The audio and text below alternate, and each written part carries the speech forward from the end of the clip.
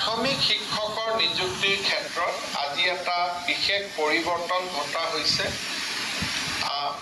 ইমান দিনে আমি বিএড শিক্ষাগত অৰ্হতা আৰু টেটৰ মাৰ্কছ তিনিটাক আমি সমানে গুৰুত্ব দিছিলোঁ।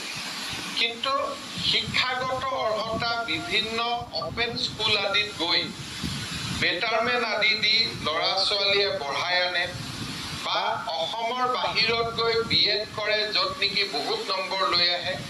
সেইকাৰণে আজি আমি প্ৰাথমিক শিক্ষক শিক্ষয়িত্ৰী নিযুক্তিৰ ক্ষেত্ৰত শিক্ষাগত অৰ্হতা আৰু বিএডৰ মাৰ্কছৰ যিটো ভেলু তাক আমি 5 আৰু 10% সীমাবদ্ধ কৰি 85% ভেলু আমি টেটৰ মাৰ্কশ্বিটৰ ওপৰত আমি দিব খুজিছোঁ।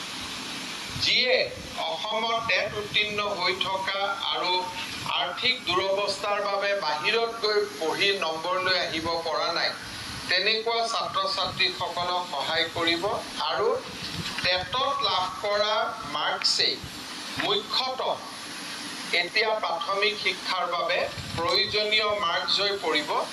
যদিও হায়াৰ ছেকেণ্ডাৰী ডিগ্ৰীৰ এটা মাৰ্কছ এই ক্ষেত্ৰত আহিব, কিন্তু মুখ্যতঃ টেটৰ মাৰ্কশ্বিটখনেই শিক্ষক নিযুক্তিৰ মুখ্য বিষয়বস্তু হৈ পৰিব।